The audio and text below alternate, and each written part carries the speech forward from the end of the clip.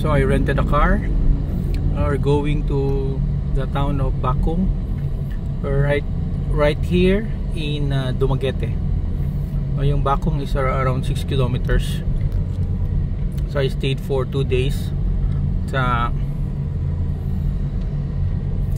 Go Hotel, very strategic. Then may parking.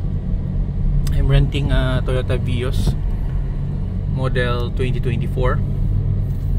1 year pa lang, pero yung mileage niya is 54,000.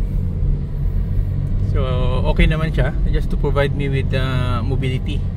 No, hirap dependent tayo sa mga tao dito. So especially if you want things to be done quickly, they have their appointment. So this Dumaguete transaction is quite unique, no? Because with very limited listings, no? We're finding mga suitable listings for yung client requirement. How do you do that ba? Kung limited yung mga listings, of course, you go to mga other sources. Bank people, bank managers, they're really good sources of information. Then ocular talaga, no? The hard way is to go to the areas, no? Kasi ang requirement is vacant commercial property. So maghanap ka talaga ng mga properties na along the highway, and relatively Dumaguete is a very small city.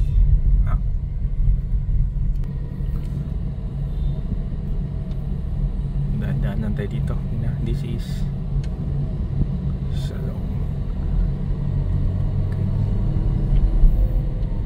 So yung Bakong, this is a part of yung Metro Dumaguete. Dito yung plan nila to set up yung international airport, no? Bigger airport, kasi yung existing airport is in the town of Sibulan on the other side. This one, yung Sibulan is going Bais yun, city. Ito naman is Bakong going south, yung Negros road going to Bayawan. So malaki-laki yung airport dito. This is yung going also sa town of Dawin. It's a resort town. So tuloy-tuloy lang yung biyahe natin dito, no? But you have the feel of yung laid back life sa Dumaguete. You see also a lot of mga foreigners here, no? This is one of the most favored destinations ng mga retirees. Bakit kaya? Gusto nila, the standard of living is okay naman, not very expensive. You see a lot of mga white males with Filipina girlfriends, na younger Filipina girlfriends. Yun yung template dito. Makita mo. Okay, so mamaya, no? Nearing Bakong, we'll have some coverage also.